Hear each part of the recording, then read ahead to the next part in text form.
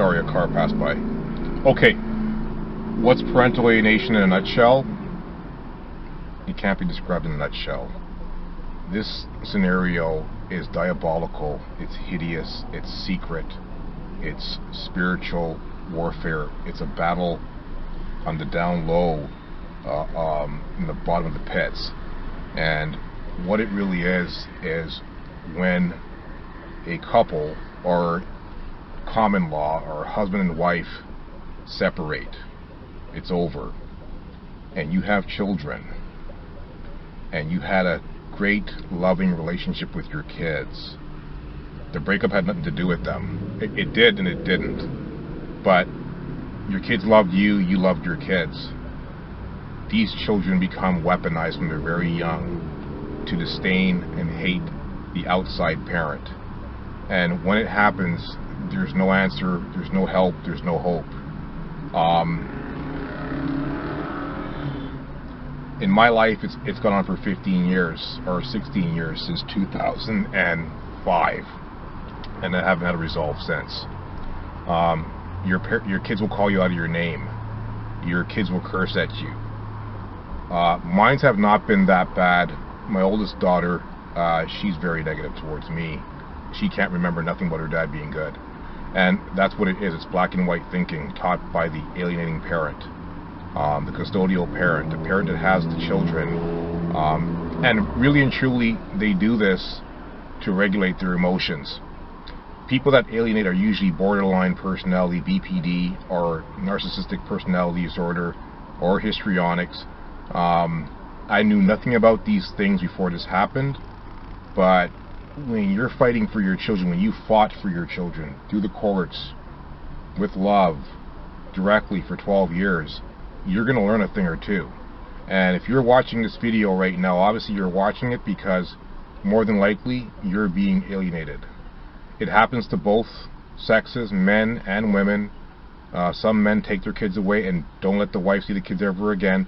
They do it to hurt the other person, and to regulate their emotions, because narcissists love having supply. Kids are supply. They bring income in. The world won't let kids die. And borderlines do it because they're controlling and they have a fear of abandonment. They're afraid the children will love you more than they love them. Even though that's not your intention, you've never told your kids don't love your other parent, they'll do it to you. And you're going to go through resources mentally, spiritually, physically, financially, exhaust yourself. My kids right now, they don't think I've ever paid child support. Meanwhile, I paid over $100,000 since 2005 till now for 3 children. My kids don't think I named them. I named them for various reasons, and I could always tell them why I named them. And it's a living hell if you love your kids. And the harder you fight for your kids, you're going to lose, because if you don't fight properly, and there really is no proper way, you don't know what you're defending yourself from. You don't know what's being said in that household on a daily basis. You don't know what's being said about you. You know, anything can happen out of the blues. And this person gets to hide behind the children because now they're of age. My children are actually not children anymore. They're young adults. They're 24, turning 25, 23, 22 years old. And they've never, since they were 7, 6, and 5, had a father relationship guiding them through their life that cares about them. Because what it all boils down to is, if you're a parent, you care about your kids. Doesn't matter how rich you are, doesn't matter how poor you are, it's that you're there for your children. And you're going to miss a lot of time you could have spent with them.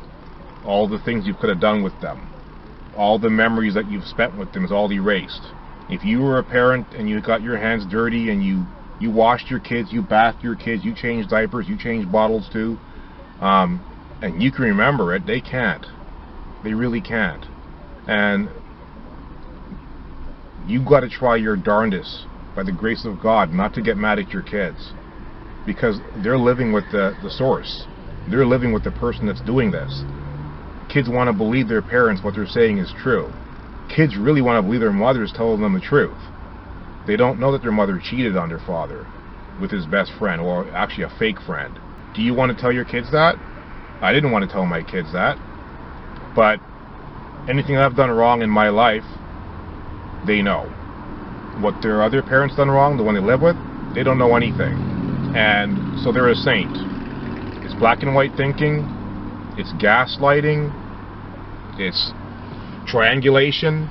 They'll gang up on you, and that's it. I got another car one day, a newer car, not brand new, but it looked pretty good. And when she found out, she told my son about maybe 2 weeks after, you can't drive with your dad no more. You can't see your dad no more. Well, first she said to him, I want to see your father's driver's license and his insurance. And my son said, my dad has insurance and a driver's license, Mom. Well, I want to see it. And you really don't want to give your information to someone that's been dragging you through court and dragging you through problems and whatever else. He cropped the picture and took a picture of my driver's license, and she goes, that's not good enough, and he never came back, never seen him since, changed his phone number. You're going to spend a lot of time in the court system. They're not going to show up for court. They're not going to come prepared to court because they have a mental disorder. And I'm not exaggerating or trying to offend, but people that alienate have a personality disorder. It's usually borderline. It's usually narcissistic. They have to be in control. And they go through sprouts most of the time they spent dysregulated. They're very moody. They're depressed, anxiety, stress. They'll even gain a lot of weight from all of that too. But it's a battle. Not only are you alienated, your kids are from their extended family, their cousins, grandparents on both sides. The common denominator in the problem usually is the alienator, because to control the children they have to get rid of everybody else. If they're smarter than them, if they know more about life than them, they have to be seen as the hero. They have to be seen as the kid's hero, and they can't be a hero with smarter people operating around them. And we're not bragging and we're not trying to be smarter, but we are. We're more loving, we're more caring, we're more giving. They're very jealous people. It's very conniving, it's very jealous, it's very controlling, and it will make your life, you're going to go through a lot of hell. If you're not spiritually grounded, I'm a Christian, I believe in the Lord Jesus Christ. I'm not saying I was always walking a saved life in my entire life. You know, we all tried to be a good person when we were, coming up. I've done bad things on my own. I've overreacted to things because, you can't see your kids for 3 months, 5 months, 6 months, 2 years pass by. Court dates are being pushed forward. In 3 months, they meet somebody else. They tell the kids they're going to get married and take off with the kids. They put a restraining order against you. You can't even come near the kid's house. You assault the new boyfriend that actually a married man that has kids of his own, running back and forth from his house to over here while your kids are watching all this stuff. And the kids don't know what's going on. It's a very sloppy environment, and you're going to suffer because you suffer knowing your kids are seeing this stuff. And the kids are going to grow up thinking it was normal, it was actually good. The kids don't know who the stronger parent. The kids think that the alienator is a stronger parent, the more knowledgeable parent. So a lot of fraud's going to happen. They're going to do a lot of lying to the point that they can't remember their lies. They have to keep you away. My mother missed my children on her deathbed in the nursing home. She wanted to see her grandkids. I gave them 3-4 days warning. Nobody came. And they said, you can't tell us we didn't love Grandma. Like, it's a bunch of games. And it's also caused by a lot of immaturity. People that alienate are usually not mature people. And that's fine if you didn't mature yet, but don't blame somebody else for being mature. So, I'm just telling you the truth before the sun goes down here right now. And I'll be making a couple more videos about this, getting into different subjects, different in-depth topics. The court, the cost, they have time on their hands. The more time that passes by, you're going to lose your kids. Kids are resilient. They'll think it's normal. And it's the devil's plan because you're losing your children. And time is going to pass by and elapse. Court dates will pass by and elapse. you're not gonna be able to afford paying for your kids sometimes, because you gotta take them off of work, pay for gas, pay for parking, miss a day's work, miss a day's work here, miss a day's work there. They show up unprepared. Adjournment, another court date, and next thing you know, you've gone 5, 6, 7, 8, 10, 15 grand in the hole, and you haven't even seen your kids. Parental alienation is when a formerly loving parent, a normal range parent, you were a normal range parent, has been driven crazy by the alienating spouse, ex-spouse, that's making every obstacle available so you can't see your kids, not answering your phone calls, not returning, sending back letters, or not opening, throwing out letters, throwing out gifts, not letting you see your kids, talking to other people on the phone, to girlfriends, this and that, and making the kids overhear their negative conversation, and you can't defend yourself. And when I say defend yourself, I don't mean tell the kids, that's not true, that's not true, it's not true. I mean, just be yourself and show them you love them, so it will go contrary to what they're saying. It's an uphill battle. There is no downhill in this battle. It's totally uphill. So, for all you that are going through this right now, my heart goes out to you. I have love for you. Parental alienation is finally picking up in the world. A little bit. It's 2005, there was nothing on it out there.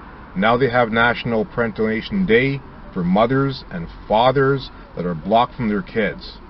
And I'm on here because, honestly, truly, I haven't seen many black men on parental alienation taking the time out to talk about the situation. I am a victim of it too. My kids are a victim of it too. I would have never have done this. And I'll get into depth about the things I've had to forgive with an individual. And when you forgive someone for the sake of the children, they deem that as you being weak. You're in a problem, my friend, and there is no easy resort and answer out.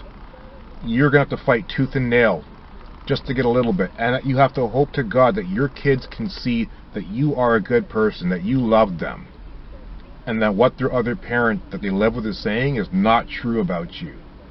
There is thousands of doctors on YouTube, you know, probably Facebook too as well, this and that.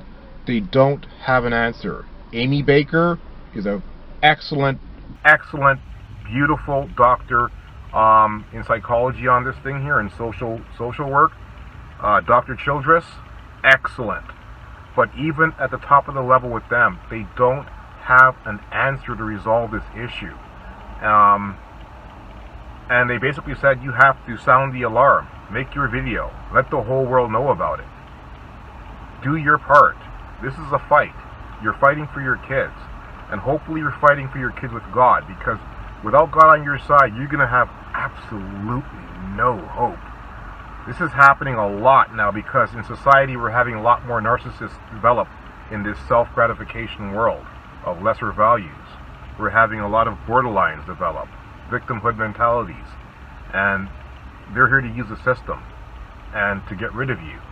They can get welfare, they can get baby bonus, they can get child support, they can get community housing, they can get subsidized housing, and you know, they got 3-4, this is Canada, they got 3 to 4 grand coming in a month. And you're living in a cardboard box because you got to pay for your new household and you got to pay for theirs, and you're not seeing your kids. So I'm not trying to come across as angry. I already went through my angry phase. I'm resolute. I'm strong in my faith in my Lord. You have to be grounded in something. You have to, because the friends that you have can't carry you through this. They'll carry you for a year, maybe 2, maybe 6 months. They're not going to carry you through this for 10 years. And if your kids don't come back or don't recognize what's been going on here, you're going to be without your children. The alienator might even warn you, if we break up one day, you're never going to see your kids again. Kids don't know this stuff. So I'm making some more videos. I'm going to get really deep,